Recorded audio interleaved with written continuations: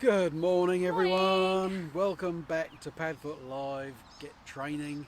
I think this is our 5th episode, which is just amazing. Really. It is, yeah, it's gone very quickly. Hopefully we're getting a bit better at it. We're really excited this morning because we've just managed to complete our first training club session. Yes, it went really good. Which is great. We had a few of our regulars come back to that. You know, so thank you, to you guys, and yeah, it was really good to get back out here, back training with the dogs as well, particularly the ones that we've known for a while. They've been working with us ever since they were quite little. Some of them, and it's great to see them, and great to see that they've been keeping up with training, during the recent times, and they're coming back, to keep on working on that, as part of the training club.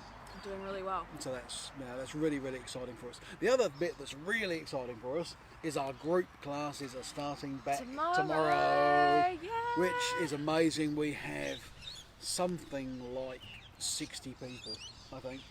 That's awesome.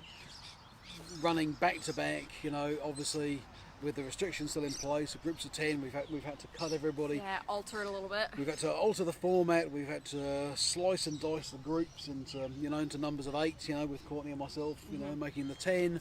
And it's going to be really interesting to see how that runs. But we're so excited to see everybody come back and just get back to the foundation level 100%. training with us. It's going to be absolutely awesome. On that note, before we move on to what else we're going to cover today, look, the current course starting tomorrow is full now. Absolutely jam-packed. Awesome. Full. Our next course, the foundation course, will be commencing on the 19th of July. At the moment, we're just updating our website as well, updating our bookings and payments facility. So what we'd like you to do is, if you're interested in our next course in July, please just send us a message between now and the start of July. We'll put you on our list and we'll send you an email or give you a call on around about the 1st of July, when we're hoping everything will be open and ready for booking again. Yep. But if you want us to remind you, just send us a message now, and we're more than happy to do that. Okay, great. So we wanted to talk about a few things today. We wanted to talk about the topic of punishment. It comes up a lot in training. People ask us, what is punishment? What is appropriate use of punishment? Some people are very anti-punishment. Some people are very old school, and punishment, in those days was really the primary way in which you trained. It was you do trained it the dogs. or else. Yeah, exactly. So we wanted to talk a little bit about the science and the thinking and the theories around punishment and how we kind of approach that here at Padfoot. We also wanted to, in our masterclass section, talk a little bit about building resilience in your dogs. So whether they're young puppies or older dogs that are maybe a bit edgy, a bit nervous, a bit reactive to other dogs, that kind of thing, how can we help them build their kind of self-confidence, their internal resilience, basically toughen them up. Yeah, their ability to work through tough situations. Yeah, emotionally toughen them up. It's the same as for us as well. There's maybe things we want to do, and they're a bit scary and they're a bit frightening and you're a bit nervous, but you go and do them, you do them a few times. Push that comfort zone. Exactly, and then it becomes the norm, and then you push it a little bit more. And that's how we improve ourselves, Yeah, so we'll talk a little bit about that. And then in terms of Buddy's trick of the week, we have Buddy here again today. Yes. Our friend Buddy. Buddy's going to be showing you a few transitions, how to move, or how to instruct him, how to move in between positions. Okay. So, on to punishment. The first thing to talk about when we talk about punishment is that there are two forms of punishment effectively. You've got positive punishment and negative punishment.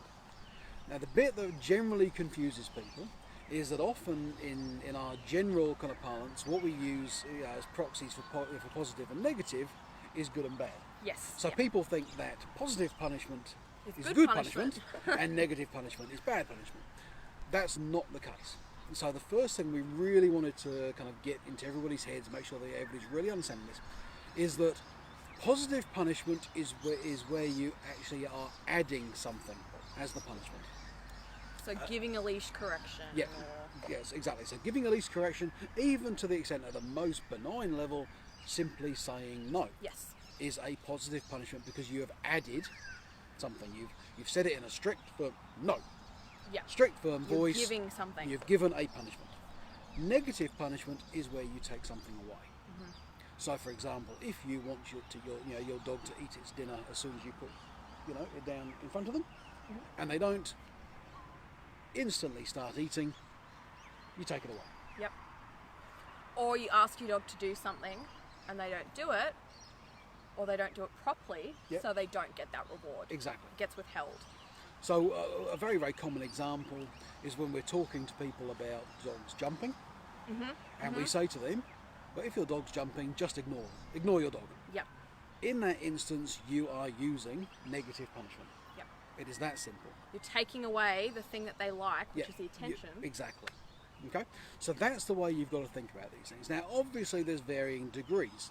So if you look at the degrees of positive punishment, you're looking at everything from a sharp no up through a leash correction, all the way up to And we do not condone this. Yeah, let's caveat that with we do not condone this, but any form of physical, Giving them a punishment. smack, basically. Exactly, or anything like that. In terms of negative punishment, again, it goes from withholding a bit of affection through to Yeah. Timeout. timeouts, through to all manner of emotional cruelty almost.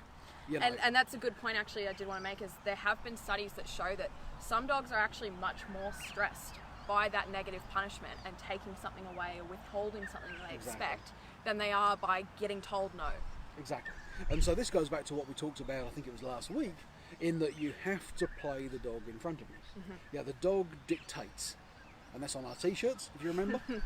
The dog dictates what motivates the dog. The dog, the dog dictates, how you need to react towards that dog as well. So some dogs will respond very, very well to negative, punishment. Yeah.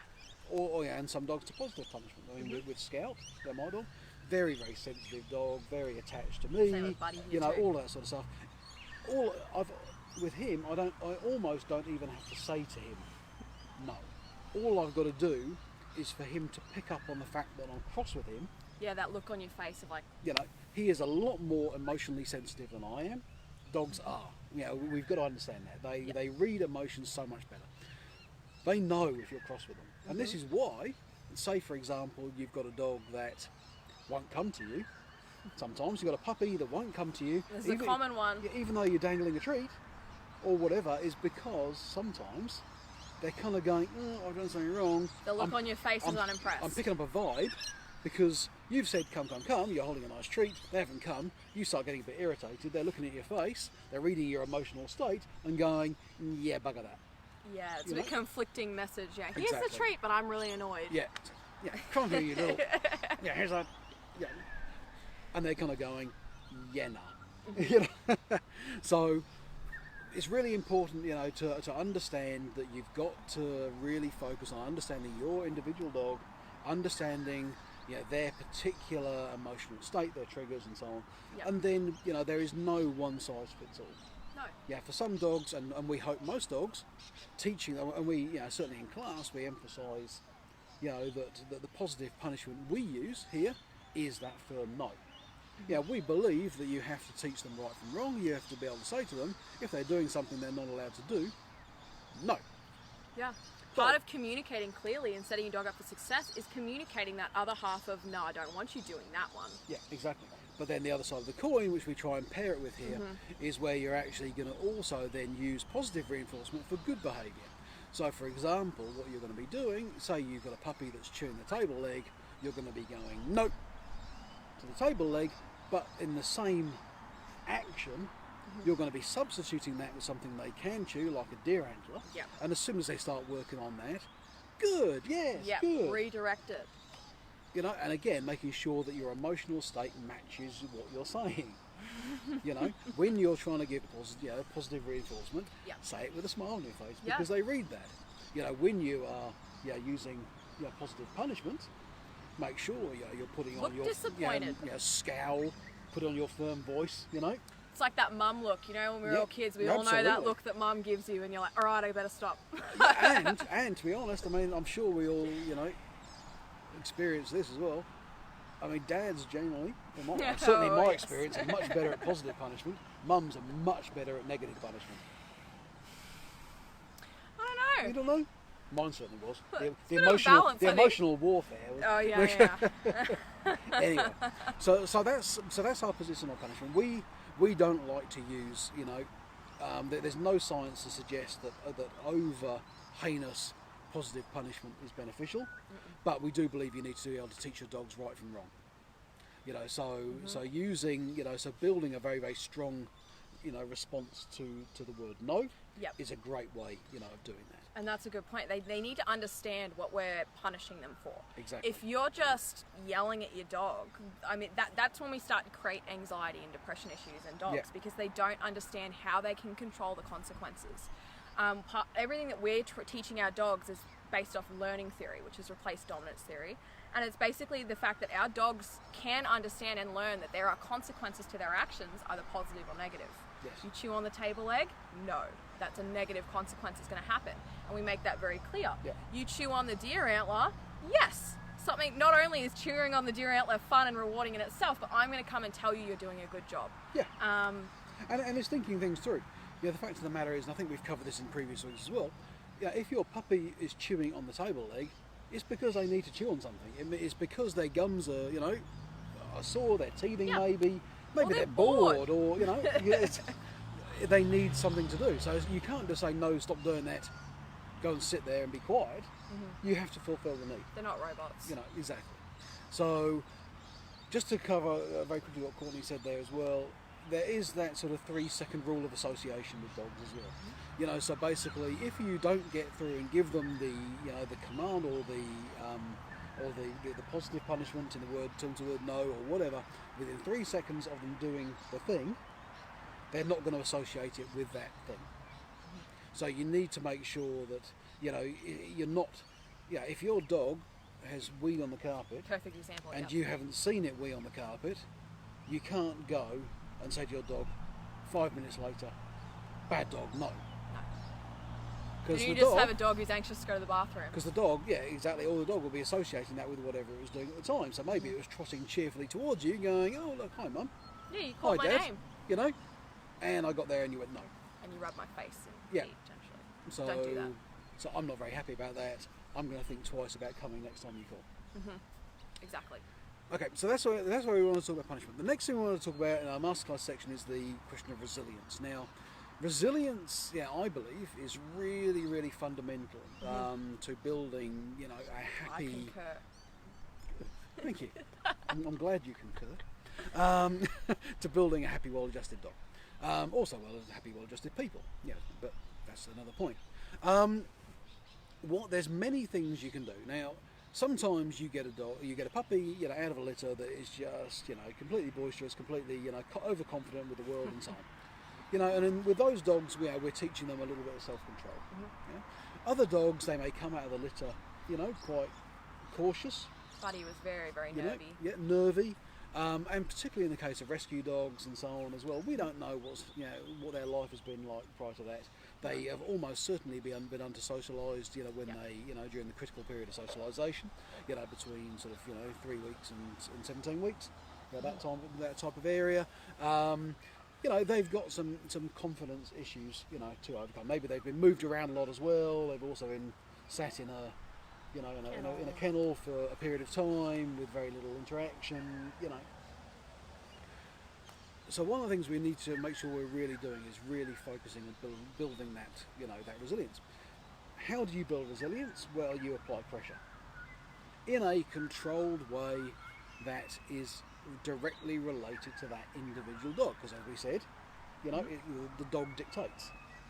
So what we need to be doing, and there's lots of things you can do. I mean, as an example, everybody knows that what you do, when you're feeding your puppy for the first time, you're touching them, you're stroking them, you're maybe pulling their leg a little bit, you're pushing them a little bit, things like that. Getting them used to being handled. And stopping them from resource guarding their food and that sort of thing.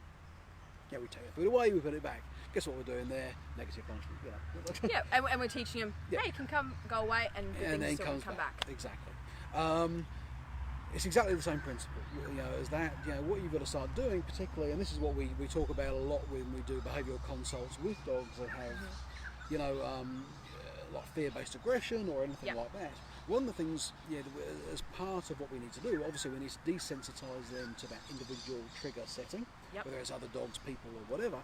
But we also need to be just generally desensitising them, generally building their resilience, their self-confidence, and so on. And there's lots of ways we can do that. One of my favourite ways is box training, which is promoted by Pat Stewart and those guys, and which is basically where you are feeding your dog in a box. So it's got its, as a puppy, it climbs into the box and eats within a enclosed box, and as it gets bigger, it puts its front legs and its head in the box. And so ultimately it's eating, there's rewards there, it is eating, but it can't see, what's going on around it. And it's getting used to stressful things. And that's level one. Level two with that is you may place that box on an unstable surface. You may put a marble underneath it or something. Makes it a little bit, so again, it's a little bit uncertain under its feet, but again, gets used to that, builds that resilience. The next thing, this is okay. Yeah. The next thing the next thing you may be doing is, again, it's got its head in the box, eating away. You're stroking it, you're doing all that, touching little the legs feet. pull, doing all of that kind of stuff. Because again, you're building that resilience. So there's lots of kind of different techniques we can do for doing that, but it's really, really important, both for puppies and older dogs that are a little bit, nervy. Yes. To kind of go, look, that's not a great place for them to be in emotionally. We need to very kindly and in a considered, controlled manner gradually start applying a bit of pressure, but in a situation where they're also getting the punishment and so on. Not the punishment, the reward. The reward. To actually start getting them to associate that, look, there's this stuff going on. I can do this. I'm going to focus on that thing. I'm going to eat my food. This stuff's going on. Nothing bad is happening to me. It's all good. Yeah. And I mean, another one too that I end up doing, with, again, clients out when we're on walk and trains, or puppies even when we're just doing some socialization, is utilizing that brain chemistry, guys. So we use treats a lot. James and I will always recommend using those treats and motivating your dog, if that's what motivates your dog. But what happens when we give your dog a treat is they get a little bit of a dopamine release in their brain. So if every single time they see, what's a good example? A lot of dogs are afraid of like those motorized scooters, right? If every single time they see one of those scooters, that then becomes a trigger that they're going to get a treat if they look to you, then they get that dopamine release when they see that scooter instead of a cortisol release. And that's what we're kind of going for, to kind of, everything's happy, everything's positive, and really building, on a brain chemistry level, building all those neural pathways to say this is okay, rather than, what is this? Exactly right. So obviously more than happy to talk about any of that with any of you during group training if you come along to us or please just put any questions just put them up on the comments of this post. Courtney and I love answering questions. I think it's just sounds I think it's Brooke and Rhonda just having a chat. Born boisterous sounds like banjo. Yes, it does. Yes. Different banjo. It sounds like your banjo too. I think it's just a banjo thing. He was on my face this morning. Anyway, okay, so that covers off the resilience aspect. Now, the final bit that we wanted to cover off today was Buddy's Trick of the Week, so transitions. And so transitions are simply ways of teaching your dog how to move in proximity to, generally to yourself, to different positions you want them in. Yes. So sometimes, for example, you may want your dog in the heel position, which is sitting basically at your heel, to your side on your heel. Sometimes you may want them sitting facing the same way between your legs, in the middle position. And it's teaching them how to move those, in between those transitions. Now, this is a great exercise not only for teaching them those positions and the commands for those positions, but it's also great for actually practicing, for them to practice and for you to practice your luring technique. Being a great lurer, I don't know if that's a word. It's a word now.